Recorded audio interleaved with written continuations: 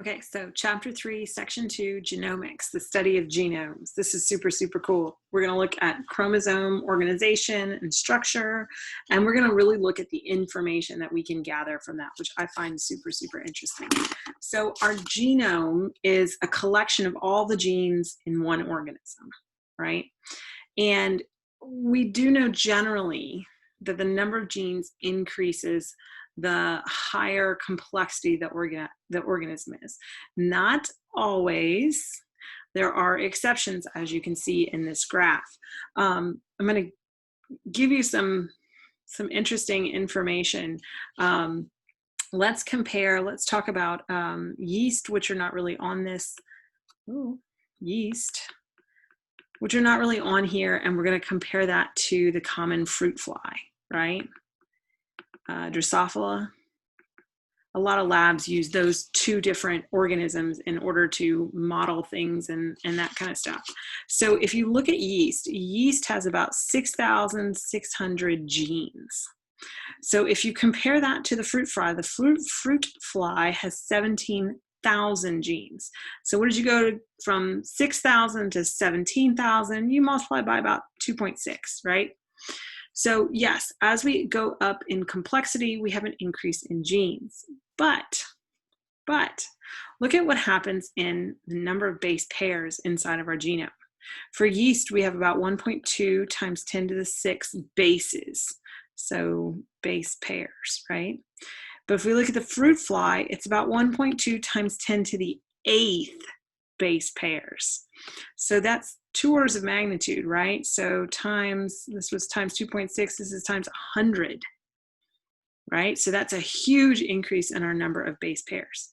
But what I don't want you to get confused about is that it doesn't necessarily mean that you will see a proportionate increase in chromosome number. So for example, yeast have 16 chromosomes. When you look at fruit fly, Drosophila, they have 4 chromosomes. So number of chromosomes does not tell you complexity of an animal, because when you went from yeast to fruit fly, you divided by 4. So yes, we increase number of genes generally, but not always. But why do we see our 100-fold increase in numbers of base pairs when we go from yeast to fruit fly? You know, we only double the number of genes by 2.6. So why do we see such a drastic increase in our number of base pairs? Well, the more complex our genomes are, the more non-coding DNA we have. And if you look at prokaryotes, like bacteria, right? They have very, very little non-coding DNA. Most of the DNA that they have codes for a protein. And so they don't have a lot of excess, right? But more complex organisms like ourselves, we have lots of non-coding regions. We actually have a very small portion of our DNA that's coding, that's protein coding. And I remember when I was in school, it was junk DNA, but it's not junk. It's so not junk. We learned so much since then. I won't even tell you when that was, but we've learned about why all that non-coding DNA is important. And so we're going to talk a little bit about that today. Right, but regardless of the size of the genome, we need to compact our DNA. And so in order to fit in the eukaryotic cell, what we have are protein cores that the DNA wraps around, like we talked about in section 1, right? And so what we say, these are like beads on a string, right? These are nucleosome particles. Nucleosome particles, right? Now, those nucleosome particles can then wrap in and on themselves, right? And so then we have chromatin. So that's our next step in complexity. Then we take that chromatin and we loop the chromatin. And then we take those loops of chromatin and we turn them into coils of chromatin. So think about, and I read this in the textbook, that they said it was like the phone cords on, how did they say that? It was like old school telephone, but they didn't say old school. They said something that made me feel really, really old. But it is like that old fashioned telephone cord that get all coiled up on each other, and y'all probably don't even know what I'm talking about. It's so sad. Okay, and so then for us, right, then you can see a complete chromosome, and this is what a chromosome would look like for us.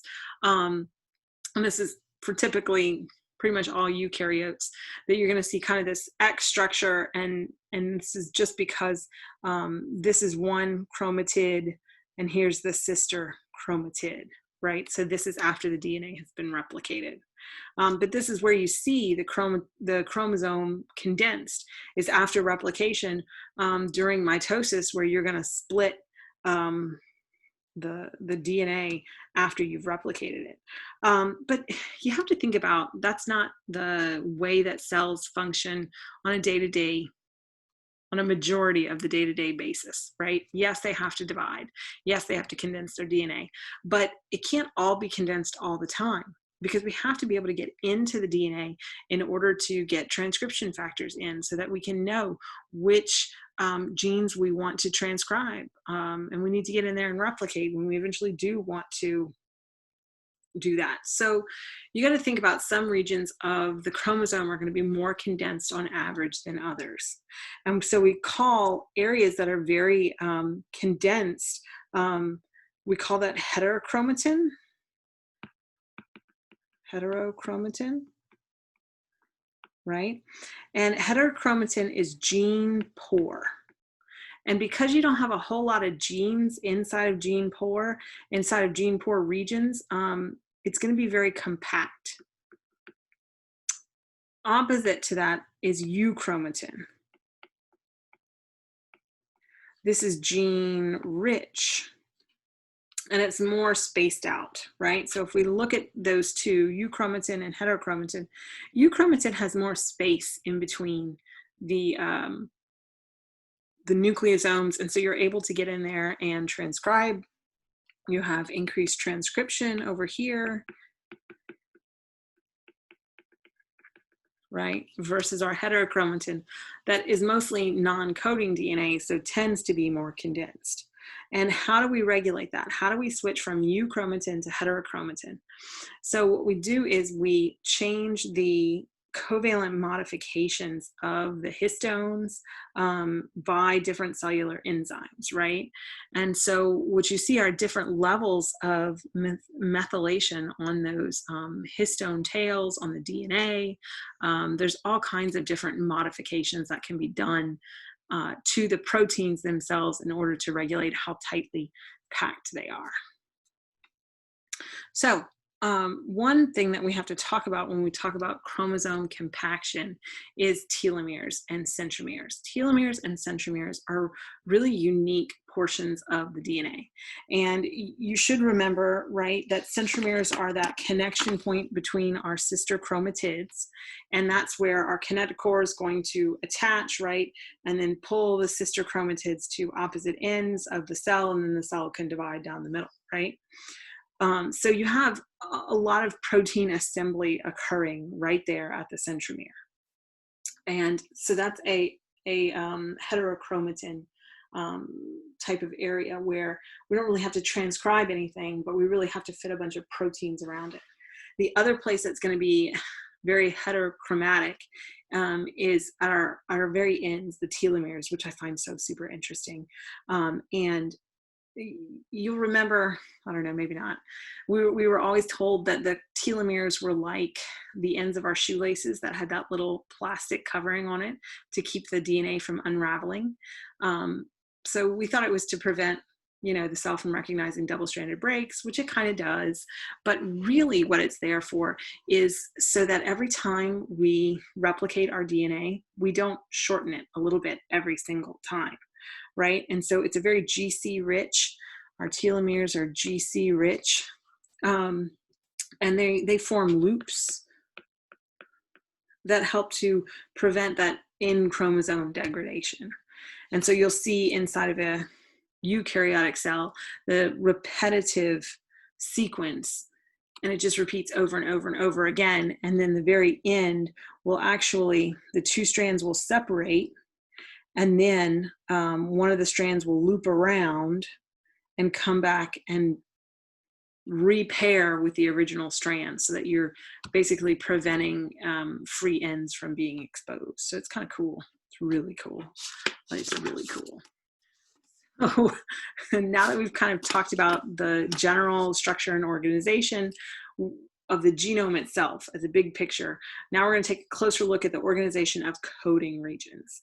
And so there are some common features of all genes, and then there are some critical differences between eukaryotes and prokaryotes. So let's talk about kind of the common things first.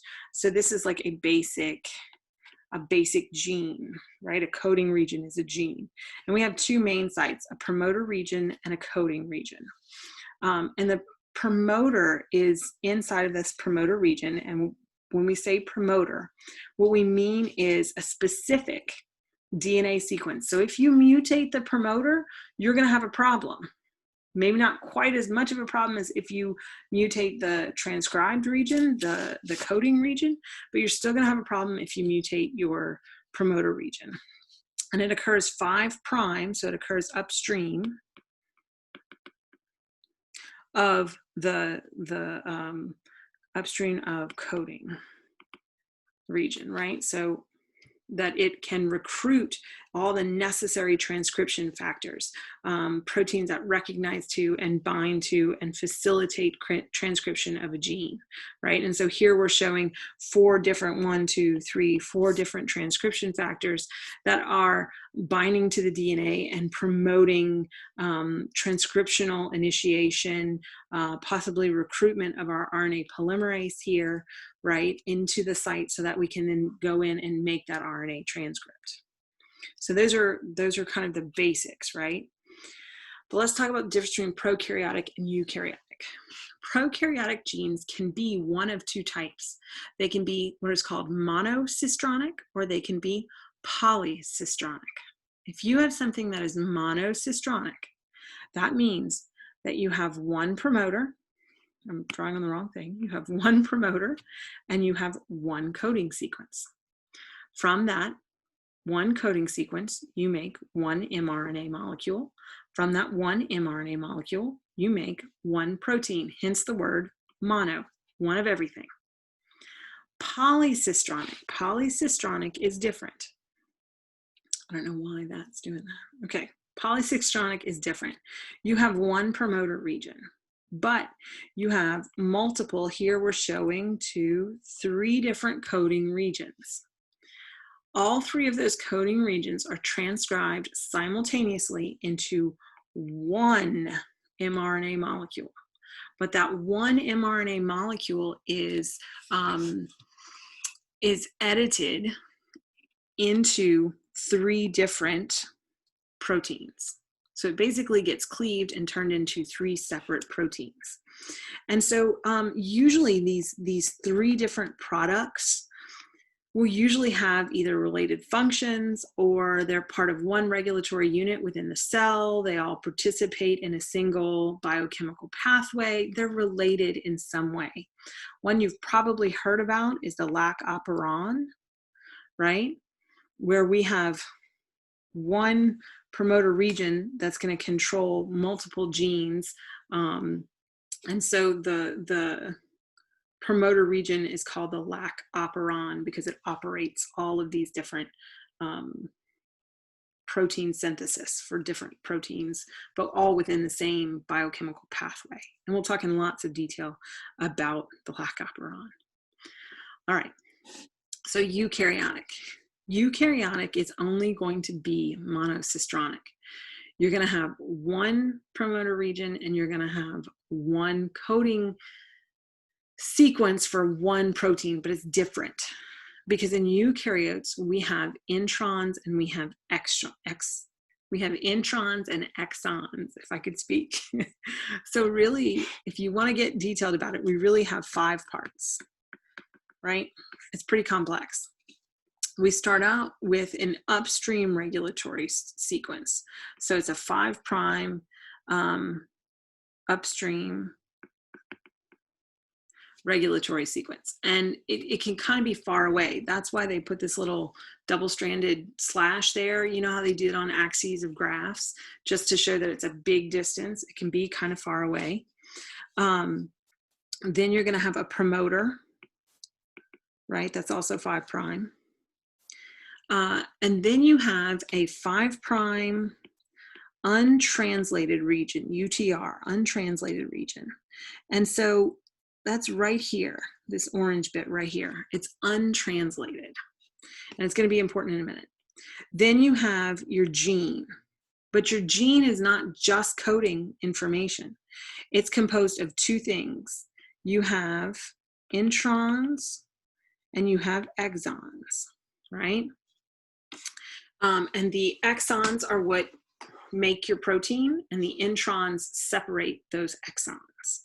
So you're going to go exon, intron, exon, and then you're going to end the protein. So the introns are inside of the exons, okay? And then you have a 3 prime untranslated region. So here's an orange again. It's an untranslated region, but in this case, it's downstream, and so we call it 3 prime, right? So when we talk about our upstream regulatory sequences right here, right? These can be hundreds or thousands of base pairs away from the promoter. The only condition is that they have to be on the same chromosome as the gene that's being transcribed. Those are the only thing that we found that is common, right? And they can promote or repress transcription of a gene. Then you have a promoter.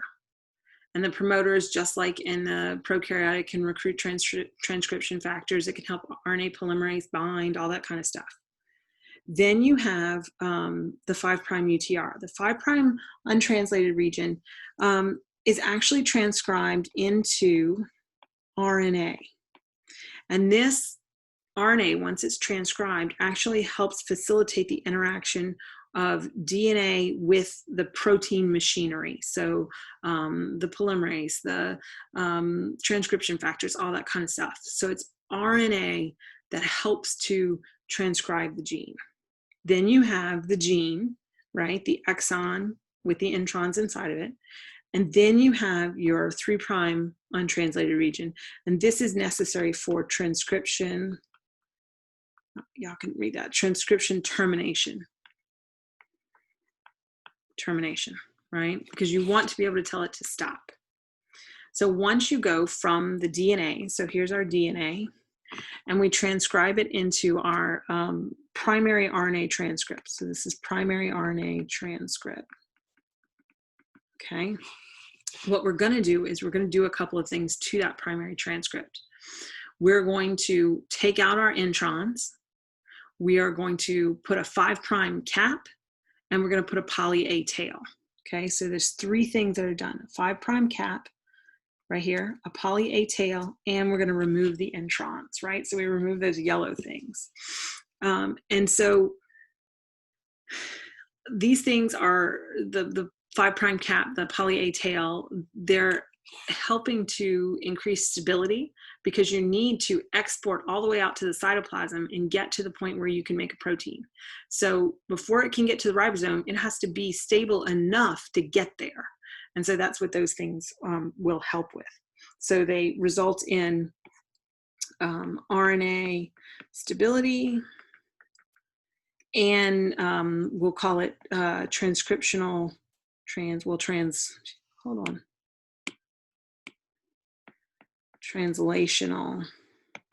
efficiency, right? Okay, so what's really cool about having introns and exons is that it allows for a lot of variation to occur, so a lot of evolution, right? We know each of these different exons, right? Here's exon 1, exon 2, exon 3. Each of these different exons codes for a different functional domain of a protein, right? And they're separated. And so because they're separated, it allows for evolution of new genes through shuffling of the exons, through loss of an exon, through duplication of an exon, right? All of those things that can occur can result in a novel protein. One way that this can happen, so here's in our first example, look at A. What's happening here is that we are losing exon 2. So we have what's called a double crossover event, where DNA from two different, usually it's chromosomes, will actually switch over. And so you go from gene X having exon 1, 2, and 3, now gene X has only exons 1 and 3. But gene Y went from having exons A, B, and C to having A, exon 2, B, and C. So both of these are two novel genes or two novel proteins, new, right?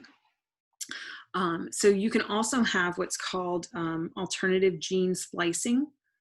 So not that we're technically changing the DNA, but we're changing what happens when we go from DNA to RNA, right? And so in our original, we have 1, 2, 3, 4, 5, 6 exons, right? And so we synthesize our primary RNA transcript, and that primary RNA transcript has those 6 exons. But when we have splicing of the introns, when we take out those introns, what can happen is you can lose some exons and you can actually rearrange some of those exons. So look at this one over here. We go 1, 2, oh, we're missing 3 right there. We're missing 3, 4, 5, 6. So here we lost exon 3. Look on the other side, we go 1, ooh, we lost 2, 3, 4, 5, 6. So here we lost 2, right? And look at the bottom, we went 1, 3, 5, 6. So depending on how they're arranged, right, you can get novel proteins, but the novel proteins, right? All of those lead to novel proteins, and novel genes lead to novel proteins. So it's all extra ways that eukaryotes can undergo evolution and change and be so complex and cool. All right, so this is really cool stuff. Computational methods in genomics. Even the simplest bacteria has millions of base pairs of DNA. And you don't really want to sort through those one by one. That is no fun. So we need ways to analyze sequences. And so this section is going to be, this section is going to be the tools that we use to analyze it. And then in 3.3, we'll look at some other methods in genomics, right? Okay, so what we're going to start with talking about is bioinformatics, right?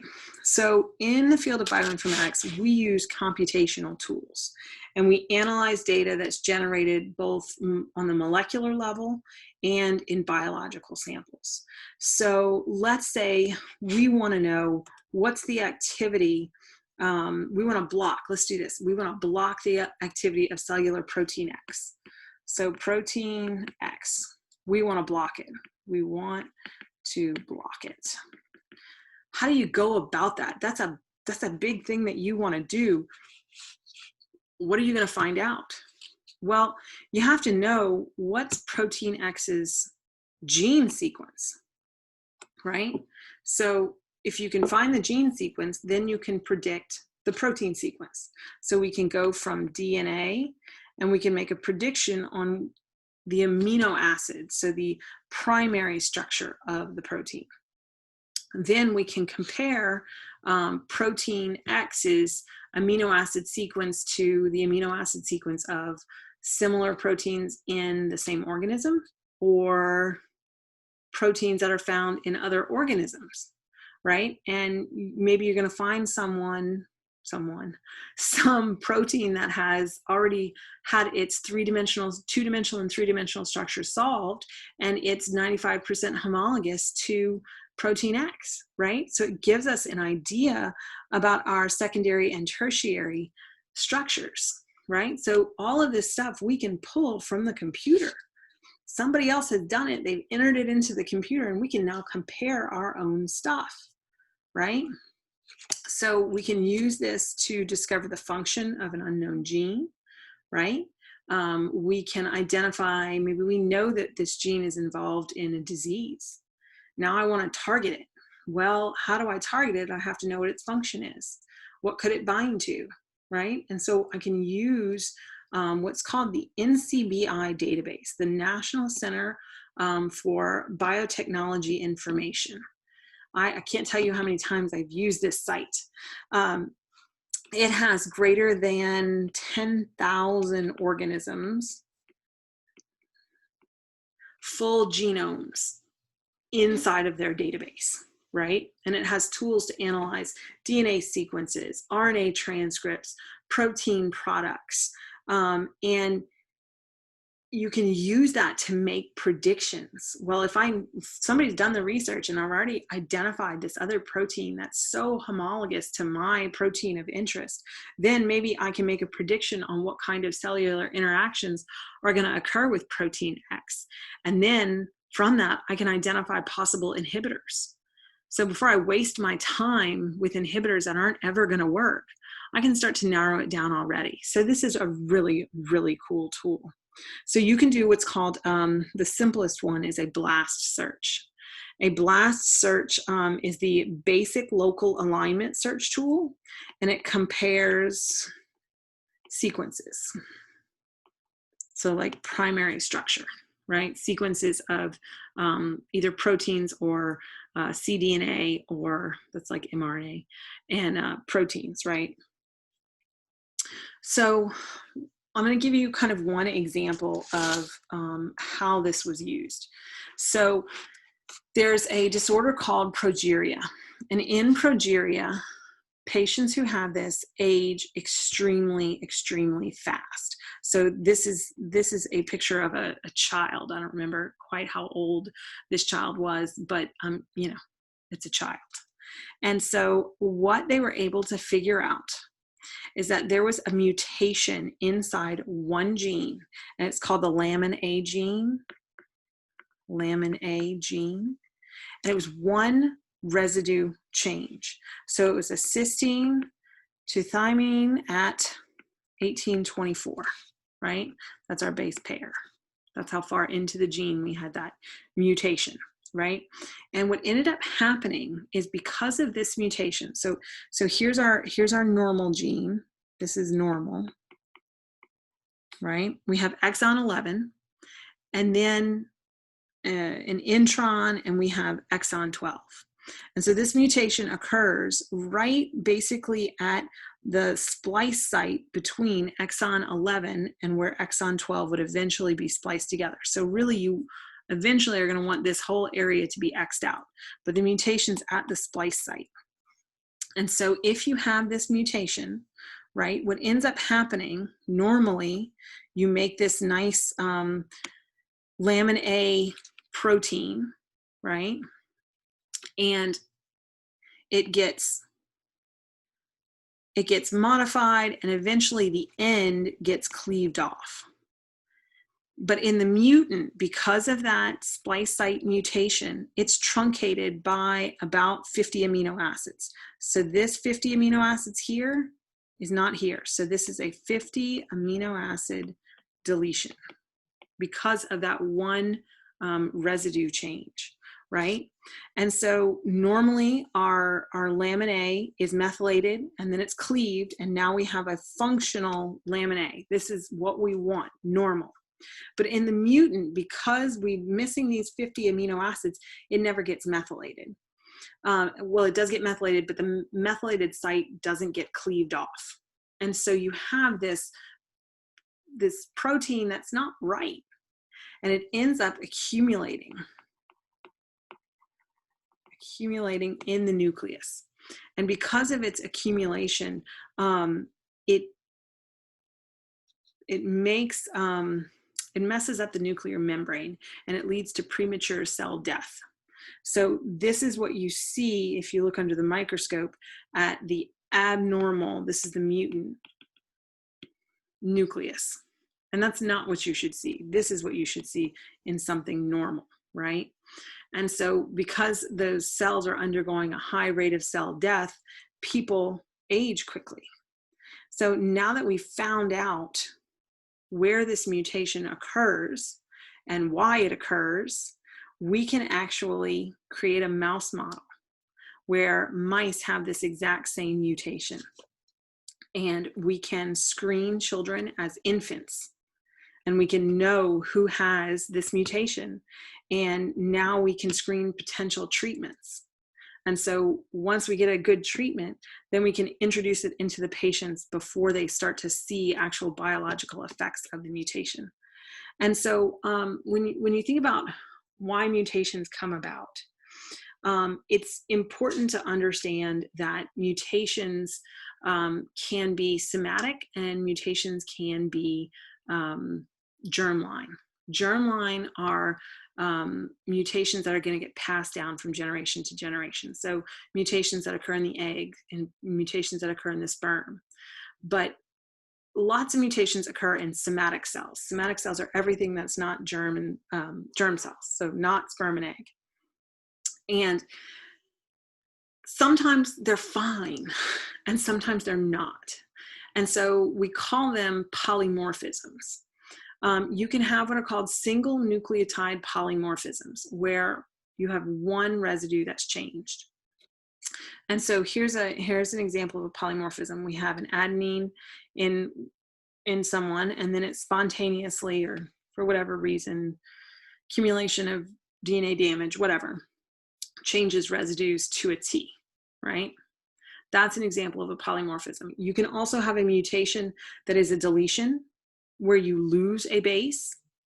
You can have a mutation that's an insertion, where you add an extra base. But, excuse me, right now I want to talk about the polymorphism. So if you look at one place on the genome and you compare different individuals, that's what we're doing in B. We're picking this one place and we're comparing 3 different individuals. Each of the 3 different individuals has a different residue there. And so we call that a single nucleotide polymorphism. And it's difficult to identify exactly what residue change leads to a disorder for a couple of different reasons, and especially for progeria, because progeria is super, super rare. So you don't have a lot of DNA samples to look at, to compare. But once you do have enough, what you do is you align all of these different patients' genomes, and you look for a mutation that's could be a single nucleotide polymorphism in the entire genome, right? And you look for one that wasn't in the parents, because we can see it wasn't inherited. Some diseases are, but this one is not. So we compare the patients to their parents, and we say, okay, it couldn't be in the parents, but it had to be in the patients. And it had to be in all the patients, but it couldn't be in the general population. And so there are so many single nucleotide polymorphisms. I think when they did this, it was, what do we say? There were 1,294 single nucleotide polymorphisms across 3 different individuals. So they started with just 3 affected individuals and had to sort through 1,294 single nucleotide polymorphisms before they could figure out which one was present in the patients and not present in wild type population. And so that makes it very difficult. And it's also difficult because it's not inherited. If it were inherited, you could track it. You say, okay, it has to be in the parent, it has to be in the child, and it can't be in the rest of the population. And that makes it a little bit easier. But because it was a random spontaneous mutation, it's not, right? So I'll tell you a quick side story. So my port wine stain here is caused by a single nucleotide polymorphism.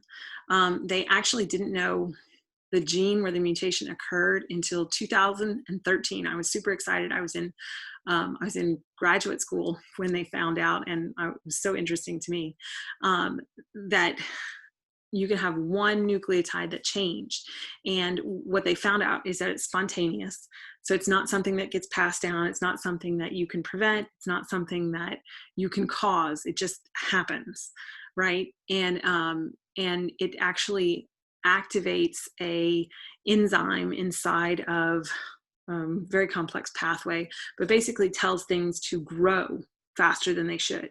And so they call it a port wine stain because it's red, right? And so it's in the vascular tissue where the mutation occurs, right, in the genes that encode for the vascular tissue. And so it just basically makes them grow faster. And you can have basically a mutation where it just changes the vascular tissue, or if you have the mutation occur very early in fetal development, the same basically cells that turn into parts of the face and stuff also turn into parts of the brain. And so you can have very, very dangerous and very detrimental effects on cognitive ability and things like that. And so actually when I was born, the doctors told my mom that I was going to be mentally handicapped, and they told her a bunch of very, very terrible things, and it ended up not being true, because when I got the mutation much later in fetal development, and so it only affected basically the surface. So that's an interesting little side note. Okay, there are another type of polymorphism, and remember we talked about there's a lot of non-coding DNA in eukaryotic cells. And so sometimes you have non-coding DNA that gets repeated, right? And so you can have insertions or deletions of this repetitive DNA, or you can change the number of these repetitive sequences. So you have like a basic core sequence, and let's say mom carries 5 copies of this core sequence and dad carries 9 copies of this core sequence, right? You can actually look at heredity. You can use it in forensic applications where you can say, okay, this person couldn't have been in the crime scene, or definitely was at the crime scene, right? So you can compare just how long those repetitive sequences are, and you just run them on a gel, and you can say, okay, this person can be excluded, or this person was probably at the scene, right? And we're going to do a little exercise on that in class. The other thing that you can do with this is you can actually track a virus. This is so cool, right? That your book talks about influenza, but we're actually doing this with coronavirus right now.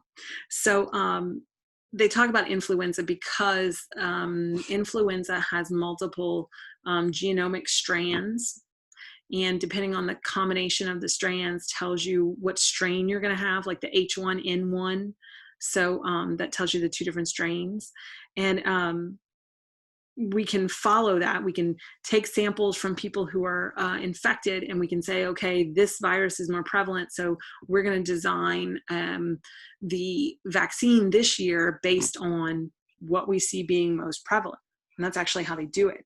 But what you can also do is you can actually backtrack where a virus originated from. And this is what they did with coronavirus. They said they took sequences from different people who were infected. And what they were able to find out was, okay, here's our original person, right, who became infected.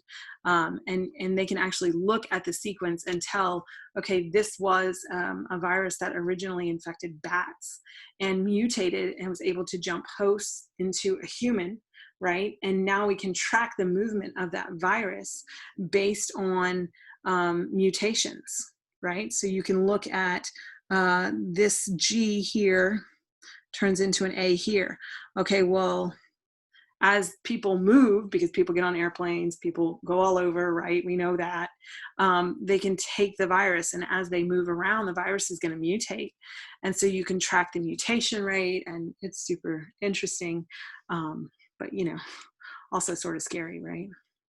But it illustrates where a viral outbreak might have occurred and like the magnitude of the outbreak, right? How many people are positive, all that kind of stuff. The other way that we can use this, we can use it to make tailor-made medicines. And I think this is probably the future of medicine, really. And it takes into account the genetic background of the person who is sick, right? And we can use it if we look at the genetic background of someone, we can know what's going to work for them and what's not before we even give them the drug. So we can minimize side effects and things like that. So think about it. If you have one, if you have one disease, D-I-S-E-A, disease, I really can't spell, right? You could have mutations, be caused by mutations in different proteins, but proteins in the same pathway, right? It could be caused by different mutations in the same protein, right? But maybe it's in a different functional area of the protein. And it can also be a combination. So it can be a combination of proteins being mutated or of different parts of different proteins being mutated, right? So one drug to treat all patients is probably not the most effective, right?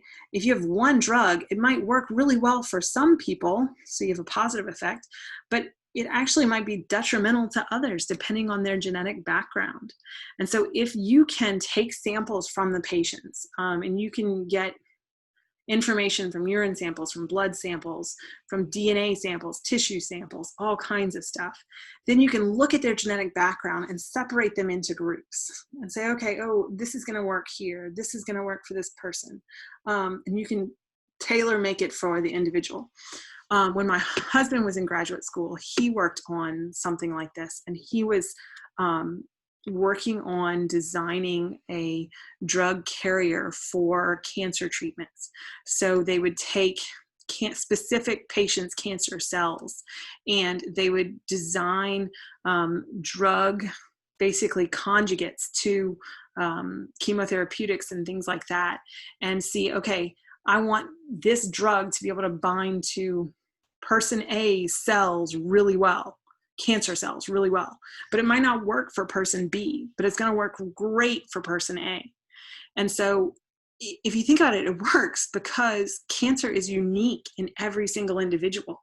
Every single individual, if you take the sample of the DNA, right, from their cancer cells, they have different mutations than anybody else. And so if you can design something specific to that cell, you can treat that cancer. Cancer is so unique, and that's why it's so hard to treat. So that's my little side note. Okay, and that's the end on that really interesting note. Okay, I'm stopping my recording. Maybe. I'm going to try and stop my recording. I think I just stopped the share.